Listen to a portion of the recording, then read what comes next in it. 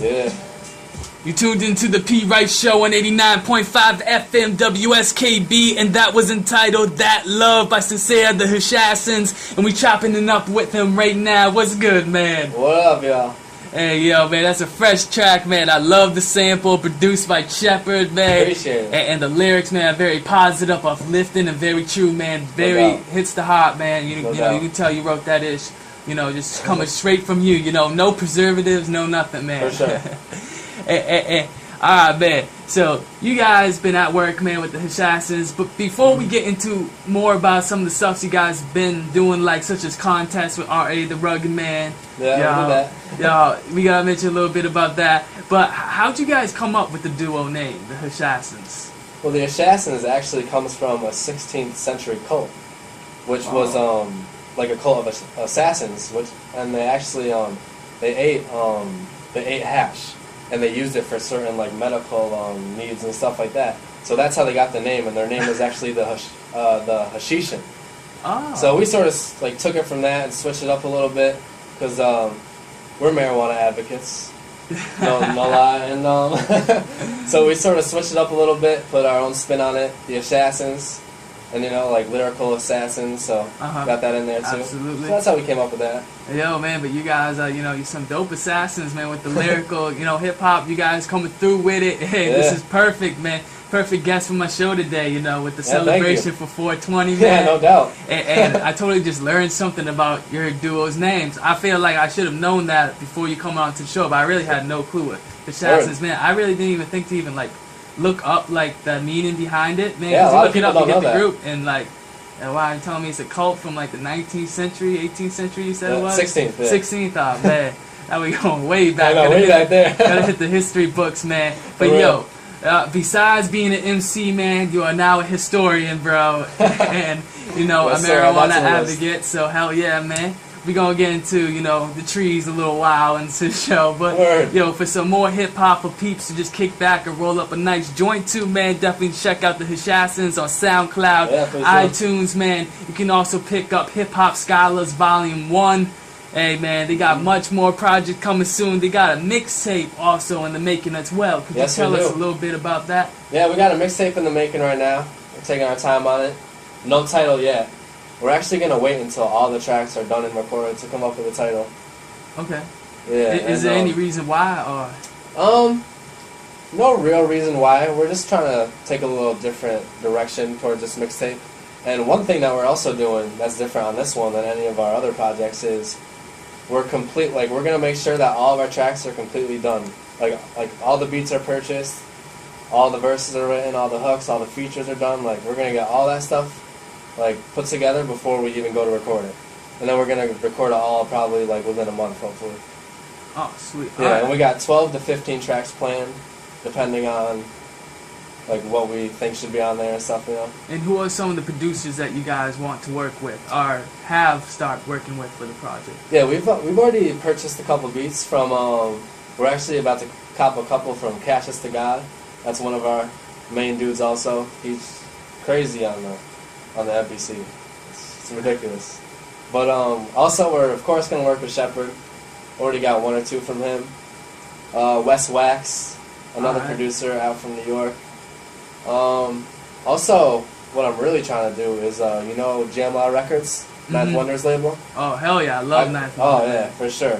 Our dude Shepard actually, he's not, tight with a lot of the people on that record label, but from what I've seen on his Twitter and stuff, he chills with them, which is pretty dope. But I gotten some of their contact information, and I'm trying to hit up some of the producers on his label. Cassius, you know him? Yep, I've heard. Yeah, well, I'm about to hit him up, and hopefully Eric G also. I don't know if you heard of him. I'm trying to get a hold of him, but I don't really know their prices or anything, so that's the thing. Yeah, absolutely. 100%. So hopefully we'll get some of them on the mixtape. That'd be real nice. No, man, that sounds dope, man. That'd be fresh. It already sounds like... I know people don't like it when you drop the word classic, man, but in my opinion, it sounds like a pretty dope classic, I think I have to for agree with discography, So, man, when that comes out, where do you think peeps are going to be able to cop it, man? Are you going to put it up on, Dat Piff, or... Oh, yeah, we're going to have it pretty much everywhere. Dat Piff, we'll probably put it up on our SoundCloud. We'll definitely have it on iTunes, Amazon, Spotify. I mean... pretty much anywhere. You look it up, you'll find it. Like Spotify is crazy, man. Believe it or not, man, like, you get paid only like a couple cents, you know, if people listen to your tracks. But if you ever make it like big time, you know, like an example here, man, I don't know how you feel about Wiz Khalifa, man, but I was just reading just the other day with his Fast and Furious 7 track on Spotify, like, hit #1, man, with like a ridiculous amount of plays. Ridiculous amount of plays, man. Just getting paid, you know, a couple of cents for each play, man. Oh, right. I'm sure it adds up, man. man. No, it could definitely add up. It's crazy. You can put up an album up on one of those sites, man, and then like a few years, man, you get a check and you'll be like, oh, I totally forgot I had this album. No doubt. Speaking of Spotify, Hip Hop Scholars Volume 1 is up on there. So y'all can go listen to that for free if you want on Spotify. Stream it. Hell yeah, you heard it from the man, Cecilia, Hip Hop Scholars Volume 1 on Spotify. Definitely stream it for free, man. All you gotta do is log in and listen to a ridiculous amount of music, you know, oh, it's all there for you. The internet is crazy. And it is. And how do you feel about the internet, man, coming into the music industry, and it's changed the game completely? Oh, it's great. It's more competition now because anyone can get like any amount of listens pretty much, but it's great for the most part. I mean, there's some promotions out there that are a bunch of BS, but for the most part, it's a great thing for the culture, I think. I do agree with that opinion as well. No doubt. There's some people that complain about, oh, MP3 sales, this and that, but I really think the internet opens an incredible, just hidden doors that I think a lot of people never even saw, you know? Oh, no doubt. Like, we've had listeners from France, from Sweden, like, we've had people hit us up from China. Like, that would never, ever happen if it wasn't for the internet. You know what I mean? Exactly, like, we probably wouldn't be anywhere without the internet at the moment, to be honest. That's where we got most of our listeners and stuff. That's real talk, man, real shop. And give a shout out to Europe, man, because those guys are huge hip-hop heads. They love it, man. They definitely love a lot of original U.S. hip-hop, man. They definitely base their music off of it as well. Oh, yeah. So they see us as a big inspiration. They love dudes like the Hashassins, you know, Sincere, you guys going and spitting that dope hip-hop, man. Yeah, and so you guys, you know, along with putting out projects, done contests such as the rap contest that R.A. the Rugged Man had about half a year ago, 6 months about, and you guys released the track Definition of a Rap Flow for it, which you can also hear on SoundCloud. Could you tell me a little bit about how it went into, like, going into the contest, about making the track, and just how it all went down? Well, I was real excited when I heard about the contest. I was like, we're gonna win this, no doubt. That's how I was feeling when we went into it. But what happened was, well, when I was writing it, like, I had like when I think of random lines and when they just pop into my head, like, I always write them down in my notes on my phone real quick. You know what I mean? Yeah. I never write my lyrics down on my phone. Like, I always use a pen and pad or a pencil and pad. But I use all the punchlines that I had, like, in my phone, in my notes for that verse, for Definition of a Rap Flow. And what happened with that track was we if you didn't notice, Willie's verse actually, like, he doesn't have a verse on that track. It's only like a minute and a half. It's just a single of mine. But he actually did record a verse for it. It's just we didn't get it mixed and put together in time for the contest, so we had to just put in mine. And it sort of sucks because, like, everyone else's was at least like 3 minutes or whatever. It was the full beat, you know? So, like, when they look at mine, only a minute and a half, they're like, oh, this dude's lazy or whatever, you know what I mean? Yeah. So I thought that was sort of detrimental to, like, what we were trying to do with it. But, I mean, I still like the track overall. We didn't place or anything, but it was still a good experience. Absolutely, and it gets your name out there as well, man. Oh, yeah, for sure. And you know, there's always in the future, I can see you guys going to contests and really getting your hands dirty with it, man. You know, just getting in there. And so, man, how do you feel about the hip-hop industry nowadays? Because actually, when I listen to you guys' music, the Hashassins, I do hear like an underground vibe to it, man, like the classic kind of like old school hip-hop vibe to it a bit, which you hear a lot of boom bap MCs around this area do. No doubt, But I also heard some kind of modern flow, especially from you, man. And I was like, you know, that's pretty cool, man, because you're taking something like maybe it could be a boom bap beat, but just kind of a little jazzy, funky beat, but still make it like fresh and with swagger, man. Especially with that track, Tell Me How You Feel, I believe. Oh, Tell Me? Yeah, Tell Me, yeah. That's a banger. Yeah, it definitely is, man. The chorus, you guys kill it. Yo, the verse, you know, I really like the swagger to it, like I was saying.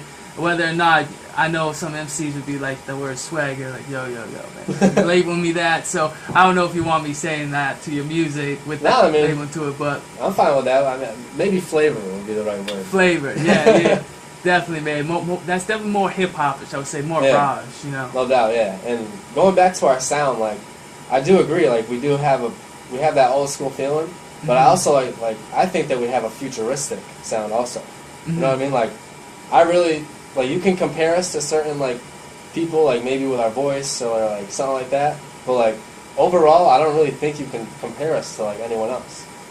Like, I think, like, we're really original with what we do and how we pursue, like, our dreams and stuff, you know? And you both got different flavors, cause for sure. I was gonna use the track "Tell Me" as an example. You compared to Wallace. Actually, I kind of thought Wallace on the first verse kind of sounded like Kendrick a little bit, dude. You think? Yeah, a little bit. That's what up. A little bit, dude. Just I like that. When Kendrick cops into a verse, man, he kind of like gets that little voice going on. He's like angry, aggressive, man, vicious, man, just spitting flames, man. Like he, like kind of like the tone in his voice and just like how he just pronounced. I don't know, man. Just like when I heard it, it reminded me of Kendrick. Word, I don't know how I was to describe it, but it was dope, man. I was like, yo, this is ill. I'm sure he'll love to hear that. Yo. Shout out to William Wallace. Hell yeah, he's out there in the Beantown 617, you know, getting his grades in, man, so he can get his pay in, you know. Yeah, no doubt. Hell pay them bills. For sure, man. So, now, man, the other theme on my show today, man, other than interviewing, you know, you, man, the sincere, the famous, you know, other part of the duo, the Hashassins out here in Westfield, Mass. Shout out to the 413. My show was also about playing tracks for the anticipation celebration of 420 this upcoming Monday. By the way, you got off, man. Patriots Day. Oh, yeah. Wait, what day is 420? Monday. Monday? Well, I don't really have a set schedule, so if I want to take work off, I can. So, yeah, I'm not going to be working Monday. That's for sure. I'm going to be celebrating, no doubt. I just hope the boss man doesn't hear that now. But how do you feel about the legalization of marijuana, man? Well, I'm all for it, no doubt. I mean, to me, it's not even a question. If you look at the statistics, I mean, why wouldn't it be? To me, the only reason that it isn't is it has to do with, like, money, really, of, like, because if the hemp industry and if the marijuana industry is legalized, it'll put other industries out of business. You know what I mean? Yeah. The pharmaceutical industry alone would lose billions of dollars, probably. So, to me, that's why it's not. Yeah, but the movement can't be stopped. It's coming. I don't know when, but it'll happen. All right, man. And have you seen the debate with 2 Chainz and Nancy Grace? I have seen that. Man. Yeah, Nancy Grace doesn't know what the hell she's talking about. That's for sure. I would like to give her a few words, but maybe in the future. Maybe I'll get on that show and show her up. Have a debate about it or something like that. Man, that's not funny. I think like halfway through it, she kind of knew like she was defeated. You know what I mean? Like I agree. Actually, she was like, just trying to hold her stance just for like, you know, that's what she came in with, and she wasn't going to leave with being like, all right, 2 Chainz, I agree with you. Let's go out to eat now, you know. I know, yeah. That would never happen with her. She's something. and so, man, what state do you think will be the next state to legalize it, and when do you think Mass will finally legalize it? I wouldn't be surprised if Mass was the next state, to be honest. I mean, we're right up there.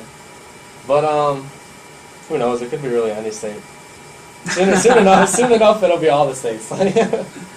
I agree, man. Pretty soon, man.